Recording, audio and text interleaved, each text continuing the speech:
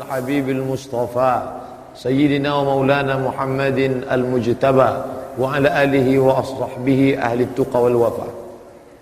سبحانك لا علم لنا إلا ما علمتنا إنك أنت العليم الحكيم. رب اشرح لي صدري ويسر لي أمري واحلل عقدة من لساني yafqahu qawli. Bapak-bapak, ibu-ibu, hadirin hadirat, insyaallah kita semua dimuliakan Allah Subhanahu wa taala. Amin ya rabbal alamin.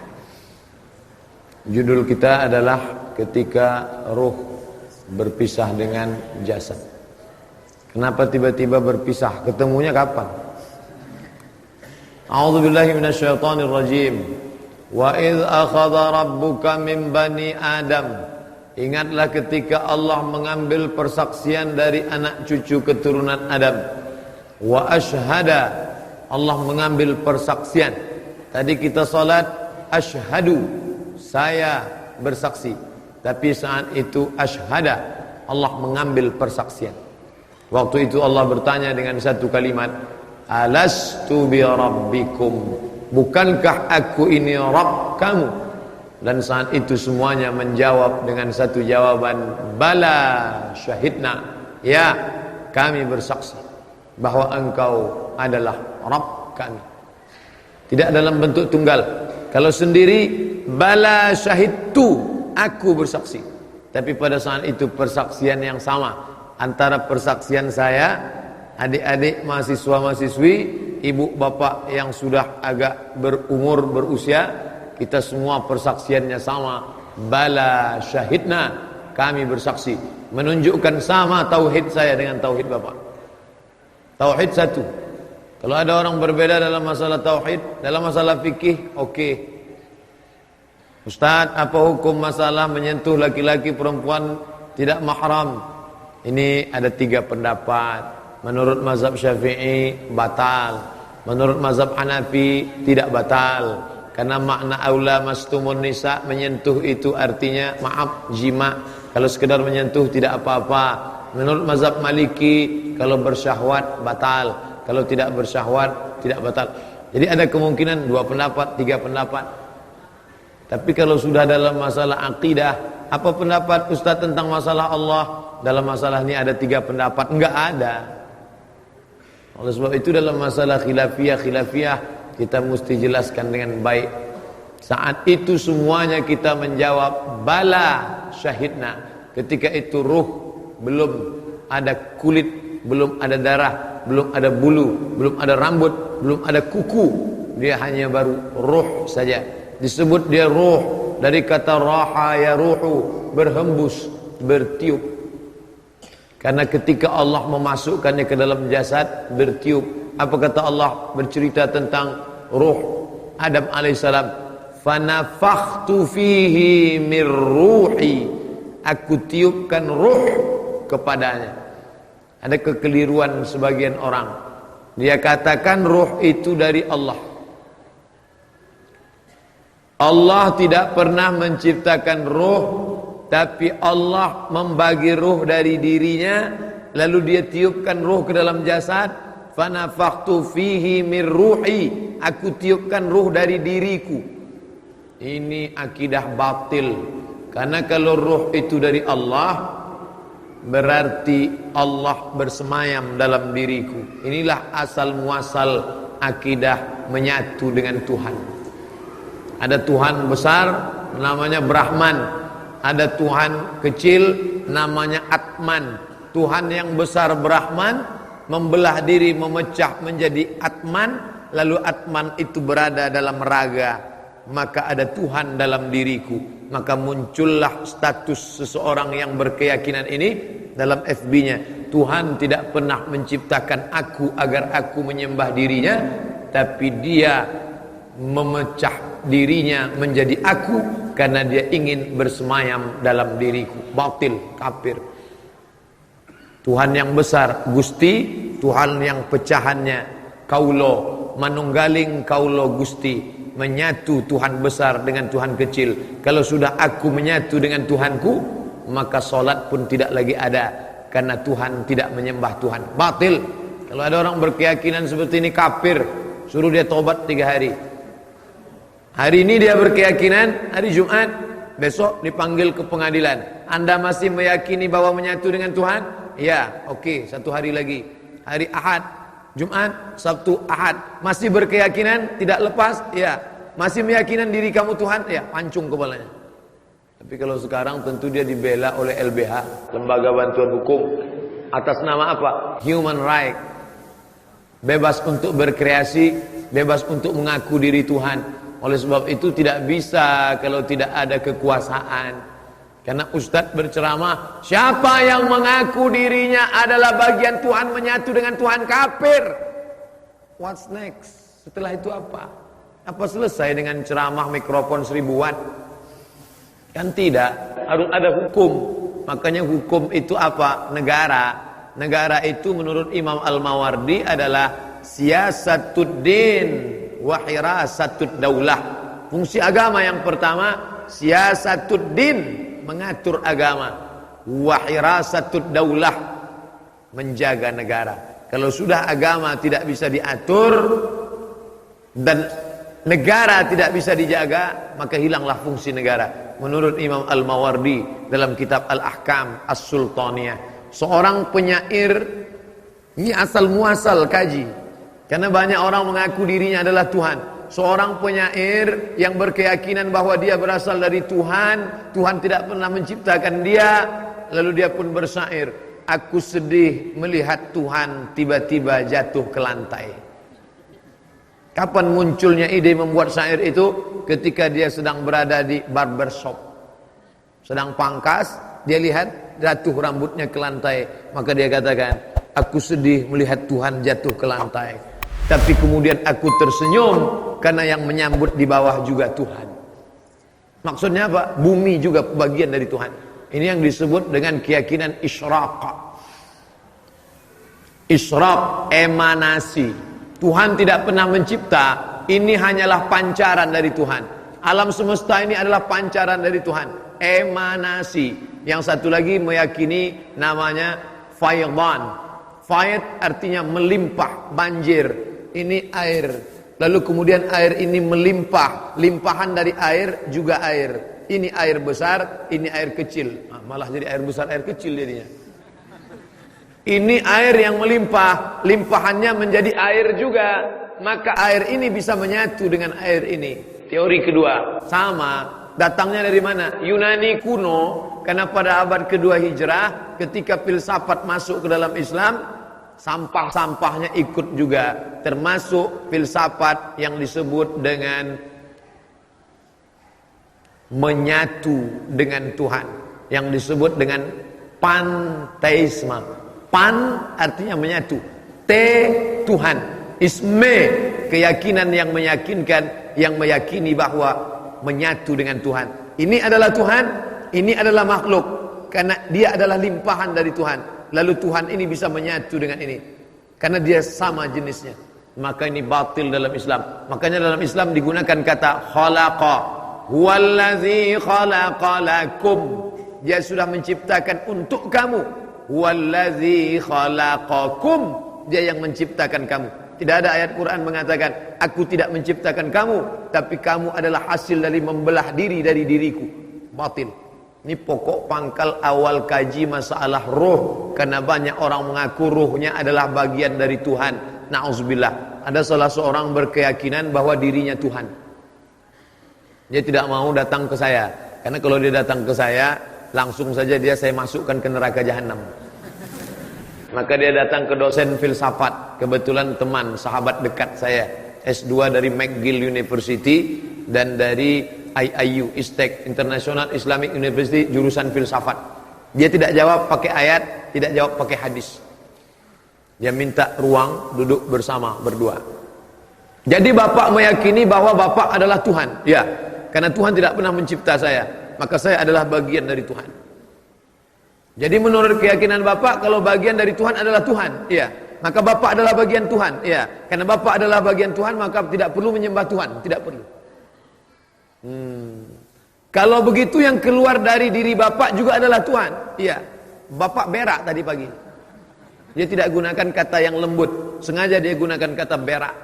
Bapak berak tadi pagi. Iya, kalau begitu berak bapak adalah Tuhan. Patah, 2 kali pukul jatuh. Kalau sempat dia mengatakan aku adalah Tuhan, kencing dan taiku juga Tuhan, maka Tuhan semuanya. Artinya apa? Ini keyakinan yang batil, membantahnya tidak perlu pakai ayat Quran. Ayat Quran terlalu mulia untuk membantah kebatilan ini. Maka batil ini cukup dibantah dengan berak, selesai. Buang. Orang Islam harus bersih dari ini semua. Nah, setelah kita bersih, bahwa ruh kita sudah berjanji di hadapan Allah semua Ta'ala. Semuanya berjanji di hadapan Allah. Saat itu dia mengatakan, bala syahidna. Kami semua bersaksi, engkaulah Rabb kami.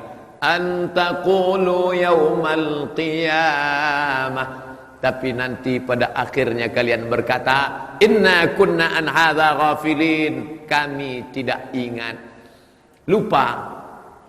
Alhamdulillah, sampai siang ini kita masih ingat. Buktinya apa? Tadi kita berkata, asyhadu an la ilaha illallah wa asyhadu anna muhammadan rasulullah. Berapa orang di Bandung ini yang tidak ingat, lupa. Sampai kemari ke dunia ini, apa dia katakan? Dia tidak katakan aku bersaksi Allah. Yang dia katakan Tuhan itu apa? Monyet, Hanuman. Katanya Tuhan bisa masuk ke gajah, Ganesha. Bahkan sampai hari ini masih ada orang menyembah 4: kayu, batu, hantu, lembu. Dalam Islam dibantah, maka kita mengatakan la ilaha illallah. Makanya agama Islam adalah agama yang berani mengatakan tidak. Katakan tidak pada selain agama Allah. La ilaha, no God illallah, except Allah. Tidak ada Dewi Kuan Im, tidak ada Yesus Kristus, tidak ada Santa Maria, tidak ada Buddha, tidak ada Siddhartha Gautama, tidak ada Sungai Gangga, tidak ada Santo Thomas. La ilaha illallah. Banyak agama yang mengatakan iya, karena terlalu mudah untuk mengatakan iya, sulit untuk mengatakan tidak. Makanya coba tengok iklan, say no to drugs. Katakan tidak pada narkoba, say no to bonceng. Katakan tidak pada pacaran. Sulit untuk mengatakan tidak. Maka Islam adalah agama yang berani mengatakan tidak kepada Lata, tidak kepada Uzza, tidak kepada Manat, tidak kepada Hubal, hanya kepada Allah Subhanahu wa ta'ala. Lalu kemudian ruh yang sudah ready, siap bersaksi tadi, saya ingin menjelaskan, jangan katakan mari tanamkan agama ke dalam kepala anak-anak kita. Ini yang perlu diluruskan. Seolah-olah kita lahir dalam keadaan blank, kosong. Tidak. Allah tidak berikan anak yang ibu kandung 9 bulan 10 hari dalam keadaan kosong. Anak itu sudah berisi program. Kita tidak pernah beli laptop kosong, kecuali laptop curian. Sudah berisi program di dalam. Anak-anak yang ibu kandung di dalam, dia sudah bertauhid. Makanya dalam hadis dikatakan, ma min mauludin, tidak ada anak yang lahir illa yuladu alal fitrah, melainkan lahir dalam keadaan fitrah. Fitrah bukan kertas putih yang belum dicoret. Fitrah bukan whiteboard yang belum ditulis. Fitrah, kata Abu Hurairah. Abu Hurairah yang menjelaskan kata fitrah. Apa itu fitrah? Fitratul Islam. Makanya kalau dia meninggal dunia, masuk surga. Walaupun ayahnya si Manung Khalid, emaknya Ong Tai Kim. Kenapa? Karena dia suci. Dia sudah bersaksi di hadapan Allah Subhanahu wa ta'ala. Hanya saja nasibnya kurang baik. Dia masuk ke dalam perut orang kafir, tapi kemudian dia mencari, lalu kemudian dia menemukan dan masuk Islam. Lalu kemudian dia pun bersyahadat. Selesai sholat Jumat, pengurus masjid beri pengetahuan, pengumuman kepada seluruh jamaah, selesai sholat agar jangan pergi dulu. Kita saksikan ada saudara kita yang akan bersyahadat masuk Islam. Apakah bapak masuk Islam karena tidak ada paksaan lain? Tidak. Murni karena Allah SWT? Iya. Padahal dalam hatinya karena mau kawin. Ikut saya ya pak? Ya. Asyhadu an la ilaha illallah asyhadu an la ilaha illallah wa asyhadu anna Muhammadar Rasulullah wa asyhadu anna Muhammadar Rasulullah. Aku bersaksi tiada Tuhan selain Allah, aku bersaksi tiada Tuhan selain Allah. Orang yang pertama kali melihat mengatakan, itu saudara kita baru bersyahadat. Bukan, dia bukan baru bersyahadat, dia hanya mengulang syahadatnya yang sudah dia lupakan ketika berada di alam arwah. Waktu itu belum ada kulit, belum ada darah, belum ada bibir, belum ada mulut, baru ruh saja. Lalu kemudian ruh yang sudah siap tadi dikirim Allah masuk ke dalam tempat yang baru bernama rahim. Anar Rahman, aku adalah Rahman, kata Allah. Wallahu Rahmanur Rahimul Malikul Qudusus Salamul Mu'min. Anar Rahman, syaqaqtur rahim min ismi wa ja'altu lahu isman min ismi. Rahim, kantong, tempat janin dalam perut perempuan. Inilah yang tidak bisa dibuat oleh dokter Singapura sampai hari ini. Operasi plastik bisa, bencong-bencong Thailand lebih cantik dari perempuan. Kantong tempat janin dalam perut perempuan bukan bahasa Indonesia, bukan bahasa Melayu, tapi dia diambil dari bahasa Arab, dari Asmaul Husna. Kalau ada orang mengatakan laki-laki lebih hebat daripada perempuan, laki-laki lebih mulia daripada perempuan, tidak ada anggota tubuh laki-laki dari ujung rambut sampai ujung kaki yang diambil dari Asmaul Husna, enggak ada. Tapi ada satu anggota tubuh perempuan yang diambil dari Asmaul Husna. Apa dia? Rahim, tempat janin. Bismillahirrahman, in the name of Allah, most gracious. Nama Allah yang maha pengasih. Rahman, sebagaimana sayangnya Rahman, begitulah kantong rahim yang sayang kepada janin. 9 bulan 10 hari tidak ada janin yang terkontaminasi bakteri. Sampai hari ini belum pernah kita baca berita, kita dengar, kita tonton ada janin yang mati karena terkontaminasi bakteri. Enggak ada tuh. Justru janinnya mati setelah keluar, dibungkus dalam kresek, dibuang dalam kotak, dicampakkan ke sungai. Tapi janin murni, bersih, selamat. Padahal ini, maaf, tempat kuman terbanyak di dunia, sejengkal. Tapi di sinilah semuanya. Semua yang kita makan tadi malam menjadi bakteri. Ayam penyet, ayam patah, ayam mati. Bakteri semua nih. Tapi nggak ada janin yang mati karena terkontaminasi bakteri. Kenapa? Karena dia dijaga oleh rahim. Andai rahim itu tidak ada, bapak ibu bisa bayangkan, menyatulah dia dengan sambal terasi di dalam. Dia dijaga oleh rahim.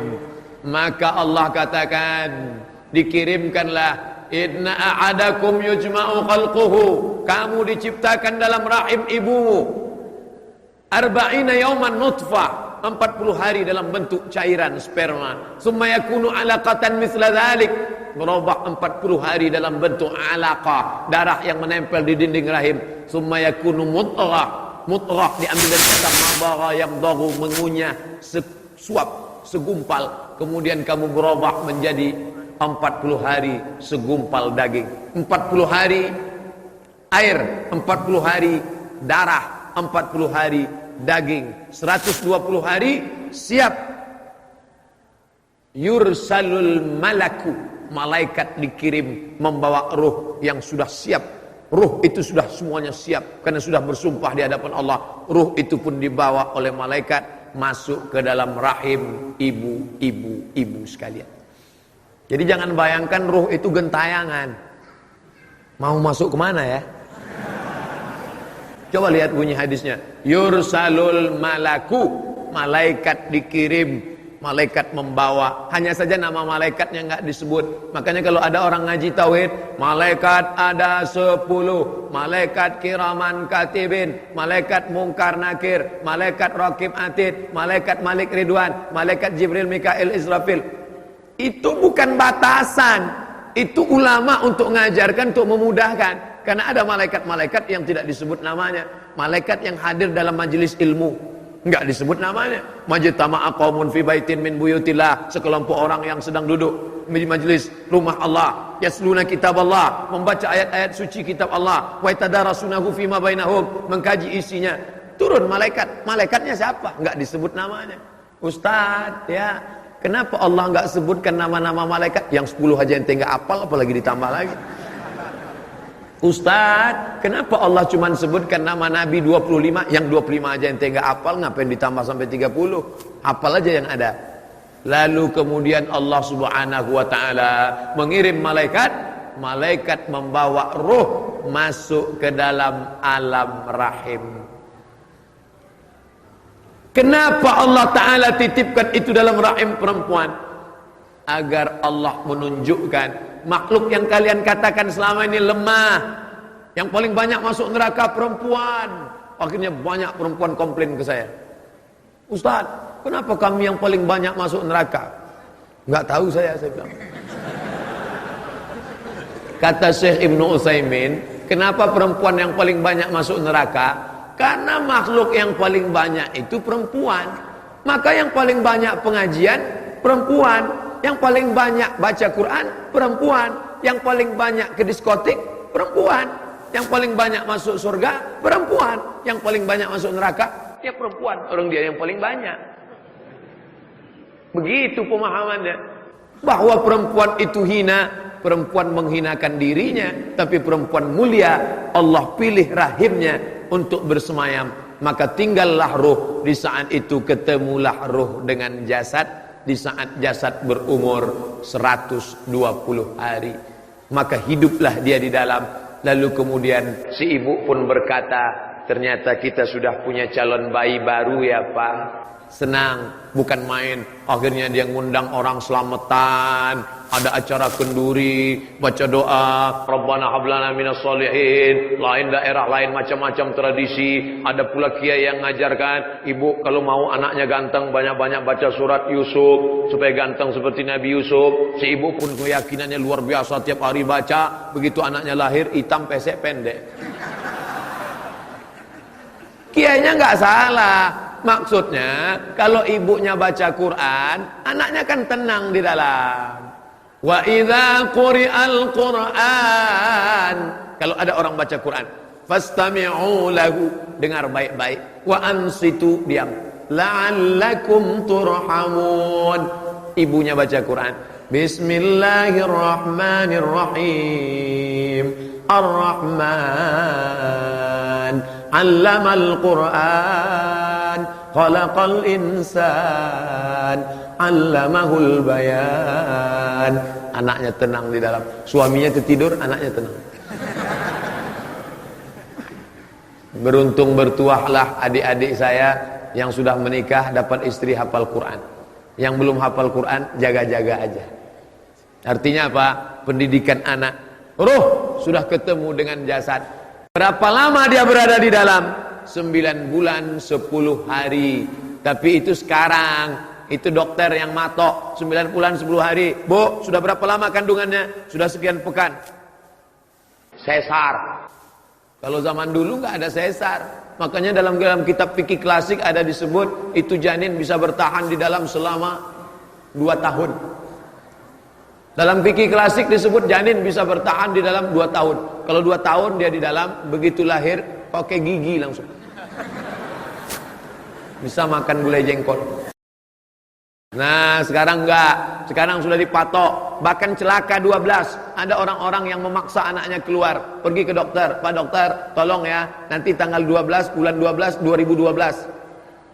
Lahirnya pun di skenario. Tanggal cantik. Anak tidak perlu pilih tanggal. Ini khawatir saya. Ini sekarang 2017. Nanti 2018. Pas 2020, semua mau pakai 20 semua. Masalah dia lahir kapan? Itu terserah Allah Subhanahu wa taala. Jangan rekayasa. Maka dia lahir. Selesai, maka dia pun lahir ke alam dunia. Saat itu ruh sudah berada di dalam jasadnya, dan orang tua saya pun menyambut kelahiran saya. Alhamdulillah. Saya bersyukur kepada Allah, saya dilahirkan di Pulau Sumatera, menjadi orang Melayu, orang tua saya Muslim, bapak saya Muslim, mak saya Muslimah, tinggal di negeri Muslim. Maka saya pun lahir disambut dengan azan. Ayah saya azan di telinga sebelah kanan. Allahu Akbar, Allahu Akbar. Azan kan? Orang yang nggak ngerti ajaran Islam, dia bingung. Lihat tuh orang Islam bego, orang Islam gila. Masa anaknya belum pandai ngomong sudah diajak azan? Tapi orang yang ngerti tentang perjalanan roh, sebenarnya saya membisikkan ke telinga anak saya, wahai anakku, ingat janjimu dulu di alam arwah. Engkau sudah berkata bala, syahidna. Itu yang saya bisikkan ke telinganya. Asyhadu an la ilaha illallah. Tapi enggak kuat seperti itu, terkejut saya. Pelan. Asyhadu an la ilaha illallah. Enggak sanggup, meleleh air mata mengenang. Ustaz, yang Ustaz sedihkan apa? Wahai anakku, saat engkau hadir ke dunia ini, aku yang mengingatkan engkau tentang syahadatmu pertama kali dulu. Asyhadu an la ilaha illallah. Dan aku ingin saat aku pergi dari alam ini, saat kau datang ke alam ini, aku yang membisikkan ke telingamu. Dan saat kau akan pergi dari alam ini nanti, aku yang akan meninggalkanmu. Aku ingin engkaulah yang membisikkanku ke telinga. La ilaha illallah. Sunnahkan, laqinu, talqinkan. Orang yang mau sakaratul maut, talqinkan ke telinga sebelah kanan, la ilaha illallah. Misal, saya dalam keadaan sakit keras, adik-adik, bapak-bapak datang ke rumah sakit menjenguk, Ustaz sakaratul maut ya? Iya. Mesti ada yang mengajarkan satu orang. Jangan semuanya. Sunnah satu orang yang mengajarkan. Mana telinga sebelah kanan? Nih, jangan mentang-mentang saya Ustaz lalu gimana kita ajar? Ustaz udah paham, biar aja lah sendiri. Karena waktu itu godaannya luar biasa, maka dia bisikan, Ustaz, mohon maaf ya Ustaz, la ilaha illallah.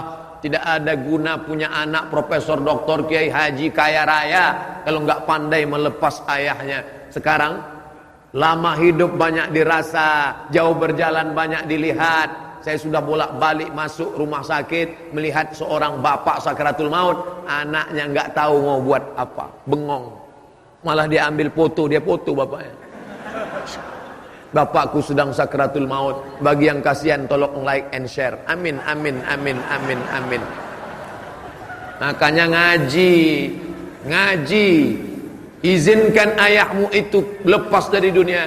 Makanya kita doa selalu, Allahumma khtim lana bi husnil khatimah. Penutupnya.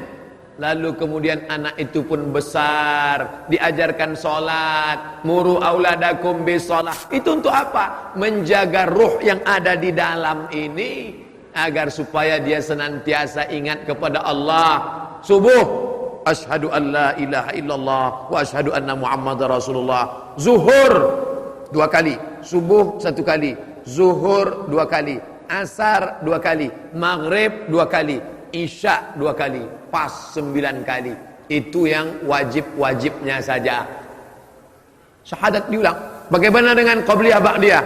Qabliyah zuhur 1 kali, qabliyah asar, qabliyah zuhur 2 kali. Karena qabliyah zuhur dianjurkan 4 rakaat. Hadis riwayat Abdullah bin Umar. Qabliyah subuh 1 kali, qabliyah zuhur 2 kali, ba'diyah zuhur 1 kali, qabliyah asar 1 kali, qabliyah maghrib 1 kali, ba'diyah maghrib 1 kali, qabliyah isya 1 kali, ba'diyah isya 1 kali. Coba lihat keserasian apa yang lebih serasi daripada ini. 9 kali 2 dia tetap. Andai dia tidak sanggup sunat-sunatnya, yang wajib-wajibnya, dia tetap mengulang syahadat itu. Dan setelah itu dia tetap zikir. Afdaluz zikri fa'lam annahu la ilaha illallah. Subhanallah wa bihamdihi subhanallahil azim. Bagus. Astaghfirullahal azim. Bagus. Allahumma salli ala Muhammad wa ala ali Muhammad. Bagus. Tapi sebagus-bagus zikir, afdaluz zikri, seafdal-afdal zikir, la ilaha illallah. Kenapa? Agar ruh jangan sampai rusak. Ini kita ke pelajarannya, bagaimana ruh ketemu dengan jasad, bagaimana ruh bertahan dalam jasad, nanti ruh berpisah dengan jasad. Macam-macam takdirnya. Ada yang ruh itu ketemu dengan jasad sebentar aja, nggak lama, habis itu dia keluar lagi. Likulli ummatin ajal. Setiap orang punya ajal. Ajal itu apa? Limit batas waktu. Idza jaa ajaluhum, kalau ajalnya sudah sampai, la yastakhiruna sa'atan, tidak bisa ditambah walau sesaat, wala yastaqdimun, tidak bisa didahulukan, dipercepat walaupun sesaat. Allah mentakdirkan ruh Abdul Somad bertahan di dalam sampai hari ini. Ustadz yakin ruhnya masih ada? Masih. Karena ruh masih ada inilah maka tadi saya dipanggil. Berikut ini mari kita panggil Al-Mukarram Haji Abdul Somad. Seandainya ruh sudah keluar, tidak lagi Al-Mukarram, Al-Marhum. Saya sampai hari ini dimuliakan, dihormatan. Kenapa? Karena masih ada ruh dalam jasad. Andai ruh sudah keluar dari jasad, anak kandung pun takut, istri pun tidak lagi suka. Kenapa? Tidak ada seorang istri yang mau satu tempat tidur sama mayat. Mana ada? Begitu dia lihat zombie nih kata dia. Oleh sebab itu jangan terlalu bangga dengan jasad yang sehat. Selama ini yang diperhatikan orang apa? Jasad, jasad, jasad. Tonton tuh TV dari pagi sampai pagi. Yang diperhatikan apa? Jasad. Dari mulai tapak kaki sampai ujung kepala, jasad. Tumit, retak-retak, pecah-pecah, oleskan Nivea. Jasad. Sampai ujung rambut. Rambut Anda gatal berketombe, siramkan Rejoice. Begitu dia mandi langsung turun salju ke kamar mandi. Sampai anak gadis nyetop mobil di jalan tol. Oh, iklan apa? Ketiak hitam, Rexona. Yang diperhatikan semuanya jasad, jasad, jasad, jasad. Sampai ujung kuku, iklan kuku. Sampai lentik bukan main. Dulu kalau ada anak kecil matanya, mulu matanya lentik memang asli. Orang sekarang semuanya plastik. Hidung plastik, dagu plastik, sampai plastik. Ada orang bakar sampah, layu. Untung gak keriting, layu. Oleh sebab itu maka perhatikan ruhmu. Jangan sampai ruhmu mati. Emangnya dia bisa mati? Dia ada di dalam, tapi dia tidak merespon lagi. Kenapa? Dia sudah lama mati. Maka sirami dia dengan ilmu. Ada pengajian, datang. Ada pengajian, datang. Ada namanya halaqah, ada namanya liqa, ada namanya suhbah, ada namanya macam-macam. Jangan terjebak pada nama, tapi perhatikan intinya adalah ngaji. Ketika pengajian masuk ke telinga, ruh hidup. Tapi jangan cuman suka ngaji, tapi langsung beramal. Maka dia seperti bibit. Bibit ini mulai kalau disiram, siram, maka bibit itu akan pecah, mengeluarkan batang, mengeluarkan cabang, mengeluarkan daun.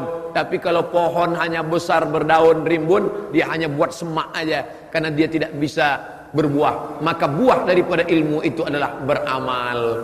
Solat duha, solat tahajud, solat witir, solat tasbih, solat hajat, puasa sunat. Maka ini ilmu bukan sekedar ilmu. Yang suka ngaji ke sana, ngaji sama Habib ini, ngaji sama kiai ini, ilmunya banyak. Laisal ilmu bi kasratir riwayat. Ilmu bukan karena banyak ngapal hadis, banyak ngapal ayat, bukan. Tapi ilmu adalah ketika kau sanggup merubah pengetahuan menjadi amal, maka ruh engkau pun akan sehat, dia akan hidup. Lalu kemudian jangan lupa ikhlas. Wa ma umiru illa liya'budullaha mukhlisin. Ketika bijinya pecah, dia mulai mengeluarkan tunas, maka datang semut akan menggigit. Oleh sebab itu semut akan menggigit. Untungnya ada kapur barus. Akhirnya semut tidak jadi menggigit. Lalu kemudian batangnya menjadi hitam, kuat. Semut mencoba untuk menggigit, nggak bisa lagi. Patah gigi semut.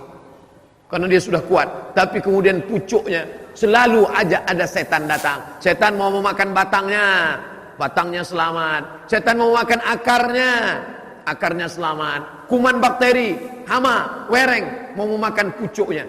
Pucuknya yang hijau, segar, semua mau makan. Apalagi mereka mulai memanjat ke atas. Pucuk dia mau makan. Ini setan selalu merusak ruh kita. La'atiyannahum min baini aidihim, aku akan datang dari depan. Wa min khalfihim, dari belakang. Wa an aimanihim, dari kanan. Wa an syama'ilihim, dari kiri. Makanya setan datang dari 4 arah. La'atiyannahum min baini aydihim wa min khalfihim wa an aymanihim wa an sama'ilihim. Ruh akan senantiasa dia ganggu. Saat di rahim dia ganggu, tapi ibunya selalu baca Bismillahirrahmanirrahim la yadurru ma'asmihi syai'un fil ardi wala fis sama'. A'udzu bikalimatillahi tammati min kulli syaitani wa hammati wa min kulli ainin lama. Al-Fatihah. Qul huwallah 3 kali, Qul a'udzu falaq sekali, Qul a'udzu binnas 1 kali, Qul huwallah awal Al-Baqarah sampai walaikumul muflihun, ayat kursi ujung Al-Baqarah 3 ayat, lillahi ma fis samawati wa ma fil ard. Habis, setelah itu dia baca, dia tiupkan ke telapak tangan, dia usapkan ke wajah, ke kepala, dia tiupkan ke air, dibacakan ayat-ayat itu, ditiupkan ke air, selesai itu diminum. Bismillahirrahmanirrahim.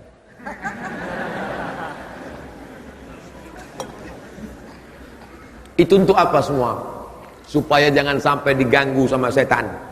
Dibaca kuat, karena setan takut kalau suara yang kuat. Makanya azan itu kuat. Allahu Akbar, Allahu Akbar. Kenapa kalau azan berkumandang suara anjing melolong? Karena anjing-anjing melihat setan pada kabur. Jadi anjing bisa ngeliat setan Pak Ustaz? Bisa. Saya pengen ngeliat setan, ganti pakai mata anjing. Oleh sebab itu kita nggak perlu ngeliat setan. Kalau ada orang yang bisa ngeliat setan, Ustaz, saya tadi malam ngeliat gondorwo di rumah saya. Kamu sudah matanya dimasuki setan, masa kamu mesti diruqyah. Tapi yang bisa ngeliat setan, matanya sudah dimasuki setan, karena hanya sesama setan bisa melihat setan. Kecuali ada orang-orang soleh yang dia melihat itu karena mukjizat Nabi, mukjizat. Adapun kepada wali-wali Allah, itu adalah karamah yang diberikan Allah. Tapi mereka nggak pernah ngaku-ngaku.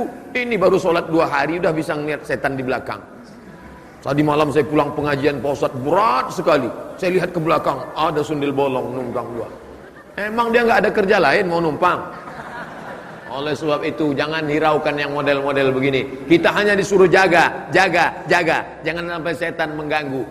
Setan, jin, iblis, genderuwo, sundel bolong, suster ngesot, jin dan jun. Ini sebetulnya mana Pak Ustadz? Makhluk cuma ada 2. Wa ma khalaqatul jinna wal insa. Cuma ada 2. Makhluk yang nampak namanya ins. Makhluk yang nggak nampak, nggak kelihatan namanya jin. Jin ini terbagi 2. Jin yang baik namanya jin muslim.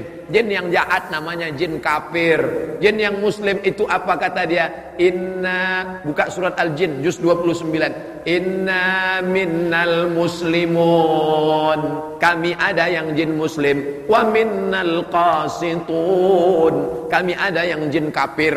Jin yang muslim itu apa kerjanya? Taharrau rasyada, selalu mencari jalan yang benar, ngaji. Jin muslim itu ngaji juga. Makanya dalam Quran ada cerita jin dengar bacaan Nabi Muhammad baca Quran. Nabi sedang baca. Qul, katakan ya Muhammad, annahu istama'a nafarum minal jin. Ada beberapa jin mendengar engkau baca Quran. Apa kata mereka? Inna sami'na Qur'anan ajaba. Kami, kata jin, mendengar bacaan Quran Muhammad itu ajaba, ajib, amazing. Kami dengarkan bacaan Quran Muhammad itu ajib, menakjubkan. Makanya kalau ada qori baca Quran, ada jamaah yang tidur itu lebih parah daripada jin. Jin aja dengarkan baca Quran menakjubkan, dia bilang buka surat Al-Jin. Tapi ada jin itu jin kafir. Yang jin kafir itu apa kerjanya? Kanu li jahannama hataba. Mereka akan menjadi bahan bakarnya, kayu bakarnya api neraka. Jin yang baik muslim, jin yang enggak baik kafir. Ustaz nunjuknya jangan ke depan lah, oke ke belakang. Jin yang baik muslim, jin yang enggak baik kafir. Jin yang kafir inilah disebut dengan syaiton. Induknya iblis. Komunitasnya jin. Yang baik muslim, yang enggak baik kafir. Yang enggak baik ini kafir. Nama lainnya setan. Induknya iblis. Iblis itu GM-nya lah. Adapun yang lain ini anak-anak buahnya semua.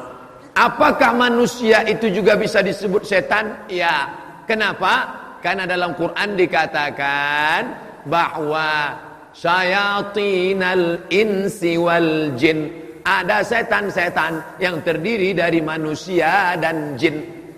Kalau begitu auzubillahi minasyaiton, itu bukan cuma untuk jin, bukan. Terus untuk ente juga. Kalau ada nanti kawan yang selalu menggoda-goda, baca dia auzubillahi minasyaitonirrajim. Ente mau ngusir setan ya? Enggak, ngusir ente. Kalau yang menggoda kita itu adalah jin, insya Allah kita baca ayat kursi dia kabur. Tapi kalau yang menggoda kita ini dari kalangan ins, kita baca ayat kursi, dia lebih hafal dari kita. Maka dalam Islam diajarkan, jaga ruh ini jangan sampai mati. Masih berdetak jantung, ruh masih ada di dalam. Sampai kapan ini? Sampai akhirnya janjimu sudah habis Abdul Somad, maka ruh itu pun keluar. Dari mana dia? Berawal dari ujung kaki. Minal asfal. Asfal artinya bawah, bukan aspal. Minal asfal, dari bawah. Mengalir dia naik ke atas. Mengalir dia naik ke atas. Lalu kemudian dia pun keluar dari atas. Lalu kemudian mata melihat. Makanya orang yang mati meninggal itu matanya melotot melihat. Apa yang dia lihat? Ruhnya keluar. Orang yang meninggal dunia, salah satu ciri husnul khatimah, irqul jabin, keluar keringat dari jabin. Kalau ini namanya jabhah, kening. Kalau ini namanya jabin, yang di atas jabin. Kalau gabin, roti. Ini jabin namanya.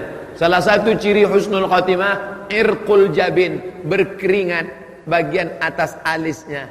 Kenapa berkeringat? Saya lama baca hadis ini. Kenapa berkeringat? Ternyata sebelum dia meninggal, malaikat mengepakkan sayapnya. Dikepak sayap malaikat itu, matanya melihat, hai Abdul Somad, inilah tempatmu di surga, blok C nomor 15. Pada saat si hamba itu melihat tempatnya, dia malu kepada Allah. Sholatku enggak seberapa, puasa sunatku enggak seberapa, ilmuku enggak seberapa, amalku enggak banyak. Tapi kenapa aku masuk dalam surga? Malu dia. Respon orang yang malu, biasanya perempuan tersipu malu. Biasanya laki-laki merasa malu. Kalau dia dipermalukan, merah telinganya, naik darahnya, atau bisa jadi keringat dingin. Tapi mayat yang akan meninggal dunia, jasad yang akan ditinggalkan ruh, ungkapan malunya berkeringat atas keningnya. Tapi jangan yang keringat rekayasa.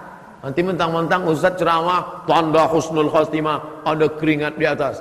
Pas tetangga sedang nggak ada, semprot. Biar disangka orang ustaz mati husnul khatimah. Kan itu maksudnya. Nggak perlu kita pencitraan. Ini nanti sampai mati pun pencitraan. Dipoto, alhamdulillah ada keringatnya sampai melebar ke wajah lagi. Kan itu maksudnya. Artinya ruh itu keluar. Orang beriman, ruhnya keluar seperti embun yang menetes dari ujung daun. Ini daun, pada saat tengah malam embun turun awan ke bawah, lalu kemudian berkumpul dari sisi-sisi daun, menetes di ujung daun.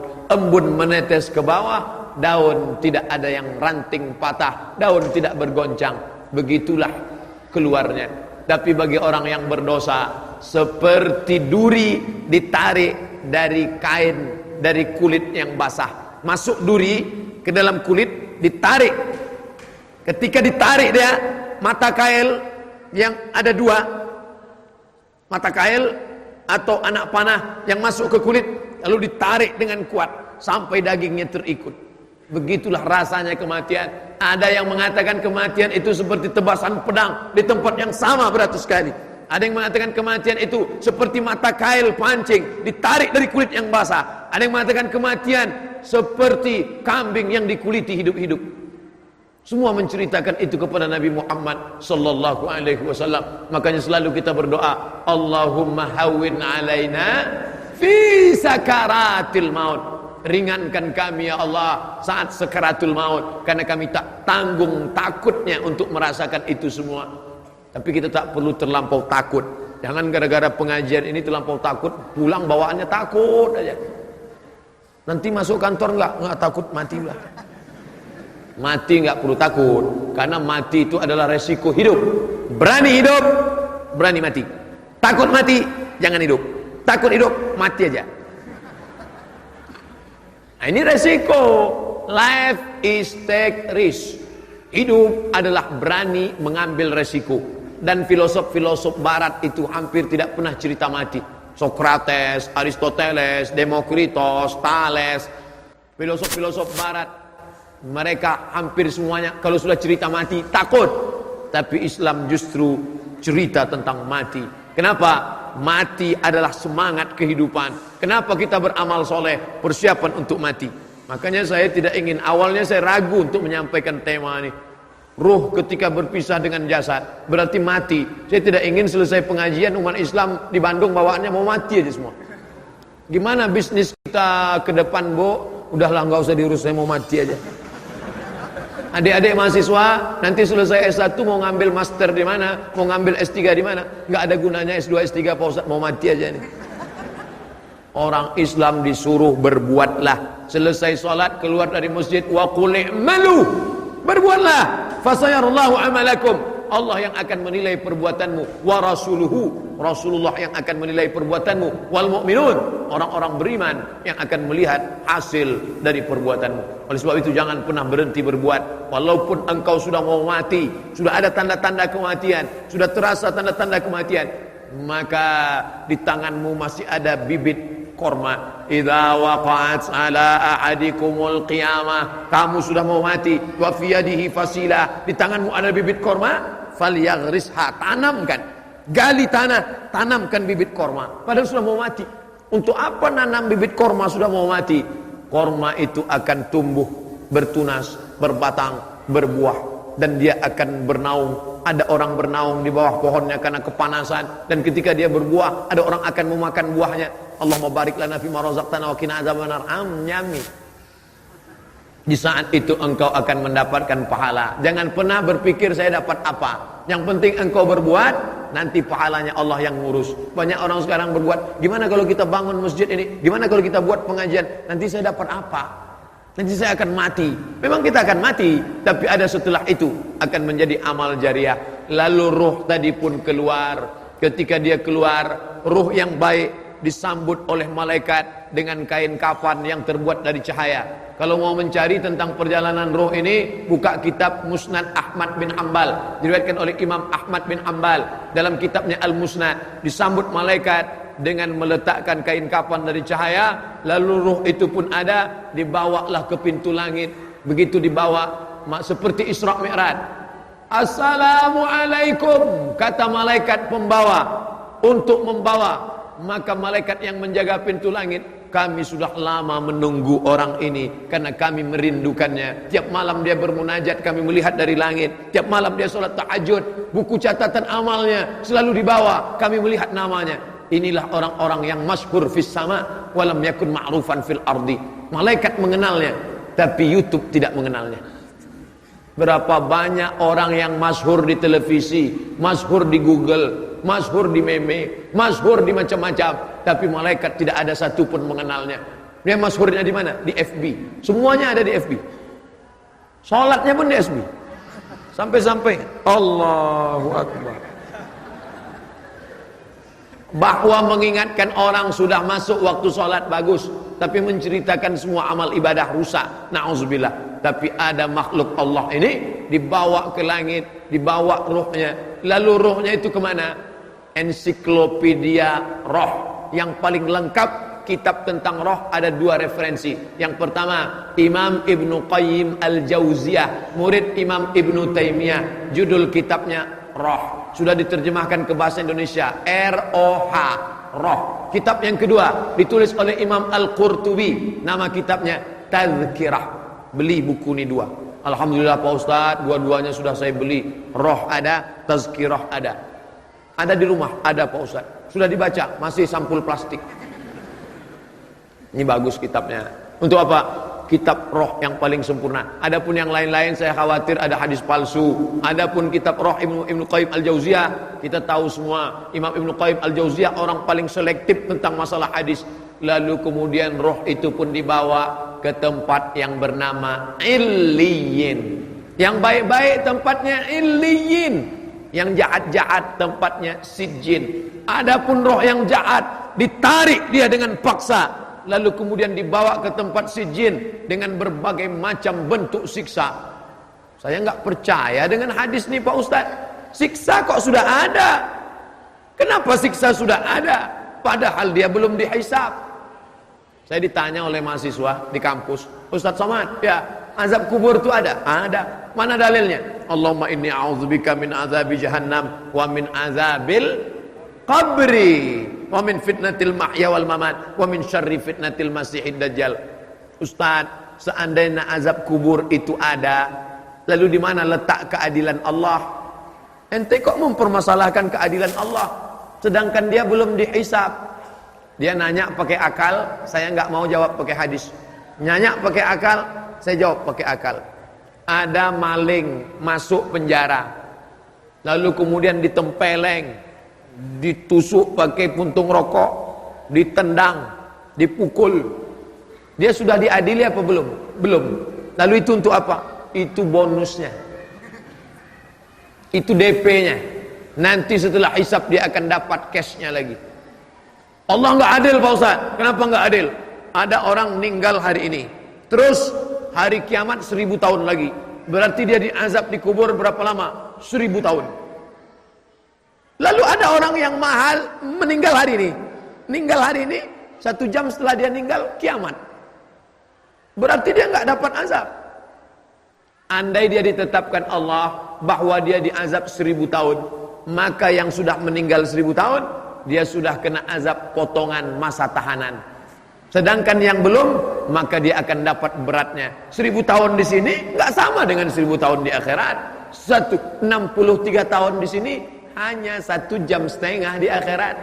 Oleh sebab itu dia dapat ini. Kenapa? Keadilan Allah jangan dipakai akal-akal. Tapi kalau ada orang yang meragukannya pakai akal, kita jawab pakai akal. Semuanya masuk akal. Bagi yang tidak mengatakan masuk akal, dia perlu ceknya. Akalnya masih ada atau sudah hilang? Coba klik kanan, cek properties. Jangan-jangan sudah empty. Afala ta'qilun. Kenapa engkau tidak berakal? Afala tatafakkarun. Kenapa engkau tidak berpikir? Afala tatadzakkarun. Berapa lama dia? Tapi katanya ruh itu bisa masuk ke kubur. Ruh tempatnya 2. Yang pertama, yang baik illiyin, yang jahat sijin. Tapi ada saat-saat tertentu Allah meniupkan ruh masuk ke dalam jasad untuk menerima azab ataupun menerima nikmat. Tapi tidak semua. Jangan gara-gara ceramah ini besok ada orang yang mati, lalu adik-adik masukkan kamera CCTV ke balik, pasang penyadap Karena ada saatnya Allah kirimkan, tapi tidak semua. Orang mati di sungai Amazon, matinya kenapa? Dimakan 1000 ikan piranha. Nggak ada jasadnya, nggak dikafani, nggak dimandikan. Bagaimana ruhnya mau masuk ke dalam? Maka dia diazab di alam illiyin. Makanya dia disebut alam kubur. Kenapa disebut kubur? Karena tempatnya kubur dalam tanah. Tapi tidak semua orang masuk kubur. Dia disebut dengan alam lain yang disebut dengan barzakh. Bainahuma barzakh la yabghiyan.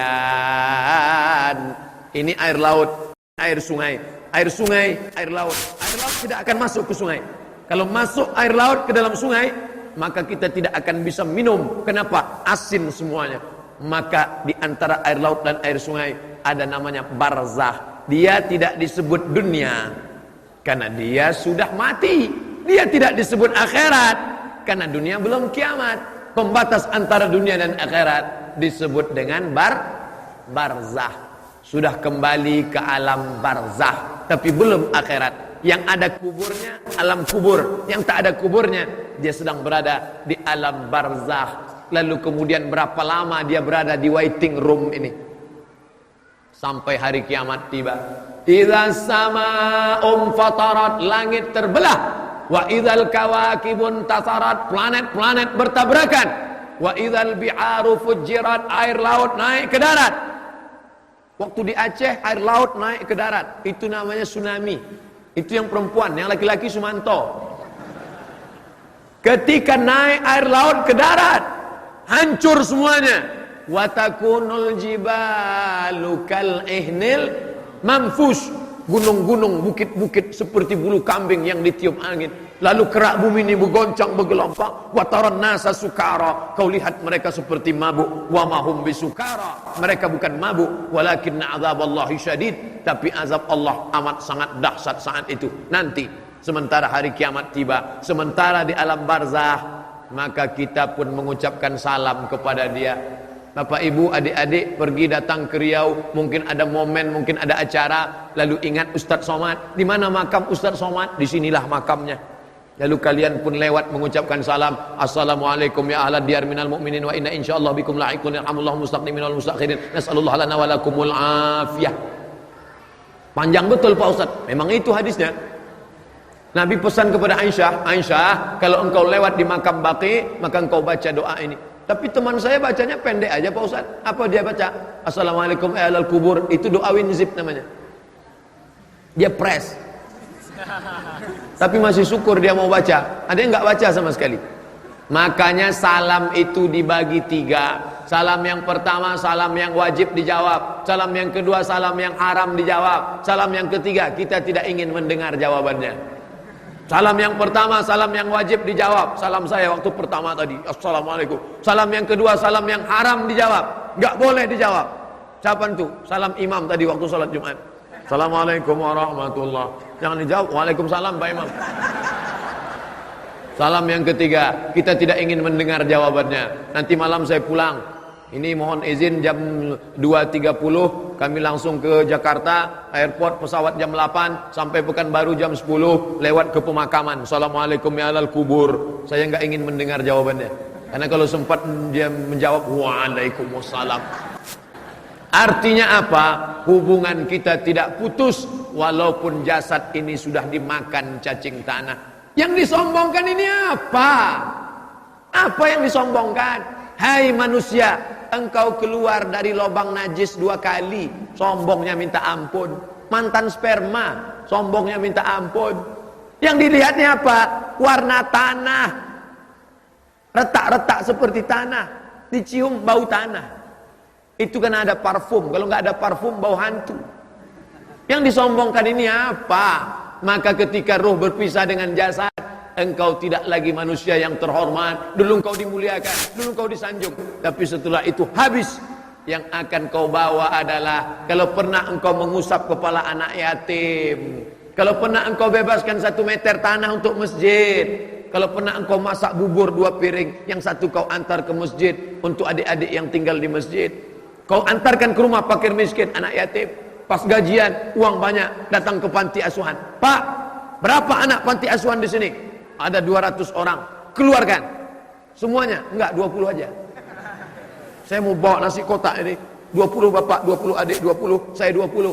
Insya Allah bekerja sama. Kita adalah satu lidi akan menjadi satu batang sapu lidi yang besar, bisa menyelamatkan ini semua. Alaikum bil jamaah. Sampai akhirnya kita pun mati di dalam tanah, sampai masanya dibangkitkan lagi. Ketika bangkit itu lihat kanan, malaikat. Lihat kiri, malaikat. Lihat depan, malaikat. Lihat belakang, malaikat. Atas, malaikat. Kenapa aku bangkit bersama malaikat? Al-mahiru bil Quran. Orang yang mahir baca Quran. Ma'as safaratil kiramil bararah. Dia akan bersama dengan para malaikat. Mudah-mudahan anak-anak kita hafiz Quran. Ibu yang punya anak, masukkan SD IT, SMP IT, SMA IT. Kalau dia mahir baca Quran, hafal Quran, mengamalkan Quran, mengajarkan Quran, ibu bapaknya dapat syafaat. Lalu kemudian ketika bangkit, anak-anaknya bersama malaikat. Tapi ada juga orang yang ketika bangkit dari kubur, tengok sebelah kanan, Ahok. Kenapa aku bisa bangkit bersama mereka? Karena ente dulu sama dengan mereka. Man tashabbaha biqaumin, siapa yang ikut-ikutan tradisi suatu kaum, fa huwa minhum, maka dia bagian dari kaum itu. Apa kata periwayat? Bukan hadisnya, periwayatnya. Wa usyira yaumal qiyamati ma'ahum, akan dibangkitkan bersama mereka nanti di akhirat. Nauzubillah. Itu nasib ruh. Lalu kemudian, apa bisa Abdul Somad yang dimakan cacing tanah ini hidup lagi? Bisa. Datang Asi bin Wa'il membawa tulang kering. Tulang yang sudah hancur kering kerontang, tidak ada lagi warna darah, kulit, bulu, lemak, daging, sumsum, kuku, nggak ada. Hai Muhammad, yang bawa ini namanya As bin Wa'il. Apakah sanggup Tuhanmu menghidupkan ini? Nabi Muhammad diam. Datang Jibril membawakan jawaban. Qul, katakan kepada As bin Wa'il dan siapa saja yang tak percaya bahwa kamu akan hidup lagi. Qul yuhyiha allazi ansha'aha awwala marrah. Katakanlah yang akan menghidupkan tulang itu adalah Dia yang pertama kali menghidupkan. Kalau menghidupkan yang tidak ada menjadi ada, Dia mampu. Apalagi yang pernah ada, Dia buat menjadi tidak ada, Dia kembalikan menjadi ada.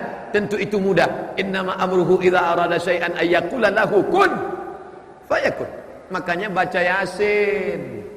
Kapan baca Yasin? Tiap malam. Untuk ingat apa? Perjalanan ruh setelah mati. Al-yawma nakhtimu ala afwahihim wa tukallimuna aydihim wa tashhadu arjuluhum bima kanu yaksibun. Mulut yang selama ini pandai bicara, membela, bersilat lidah. Banyak orang kita nggak pandai silat, tapi silat lidah pandai. Mulut akan dikunci, tangan akan bicara, kaki akan bersaksi. Di saat itu tidak ada yang bisa menolong. Yauma yafirrul mar'u min akhihi, saudara kandung akan lari. Wa ummihi, ibu kandung akan lari. Wa abihi, ayah kandung akan lari. Wa sahibatihi wa bani, istri akan lari dari suami, suami akan lari dari istri. Likulli imri'im minhum yawma idzin sya'nun yughnih. Setiap kamu akan sibuk dengan urusan masing-masing. Yauma la yanfa'u malun, tak ada guna harta. Yang hari ini punya mobil mewah, rumah besar, emas, tidak ada guna harta. Wala banun, anak-anak.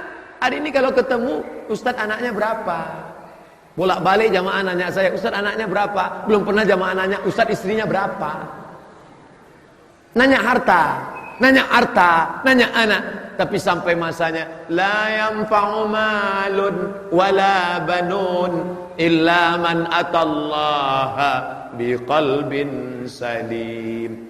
Tapi kita bangga. Kenapa? Karena setiap kita yang bersaksi tiada Tuhan selain Allah, Masya Allah, masuk surga. Man qala la ilaha illallah dakhalal jannah. Siapa yang bersaksi tiada Tuhan selain Allah, maka dia masuk surga. Man qala la ilaha illallah dakhalal jannah. Lalu sahabat datang, ya Rasulullah, ya. Jadi setiap orang yang mengatakan la ilaha illallah masuk surga, masuk surga. Bagaimana kalau dia berzina, mencuri? Wa in zana, wa in sarab. Walaupun berzina, walaupun mencuri, tetap masuk surga. Oh, enak ya orang Islam Pak Ustaz. Berzina, mencuri, berzina, mencuri, berzina, mencuri, masuk surga. Masuk. Cuman masalahnya masuknya kapan? Transit dulu. Sedangkan kita maunya masuk langsung.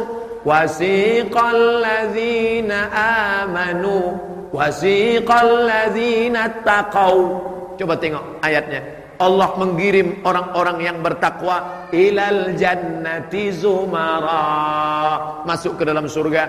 Lalu sampai di dalam surga, di pintunya apa kata malaikat? Salamun alaikum, keselamatan untuk kamu, tibtum, kalian sudah buat baik. Fadkhuluha khalidin, masuklah kalian ke dalam surga selama-lamanya. Sedangkan saudara-saudara kita yang transit tadi, apa boleh buat? Dia akan masuk, dicuci dulu, diobok-obok dulu. Setelah itulah baru dia masuk. Makanya setiap kali kita minta Rabbana atina fid dunya hasanah wa fil akhirati hasanah wa qina azabannar. Allahumma ajirna minan nar, Allahumma ajirna minan nar, Allahumma ajirna minan nar, Allahumma ajirna minan nar, Allahumma ajirna minan nar, Allahumma ajirna minan nar, Allahumma ajirna minan nar. Saking takutnya masuk neraka, diletakkan batu kerikilnya di tapak kaki, mendidih otak di kepala.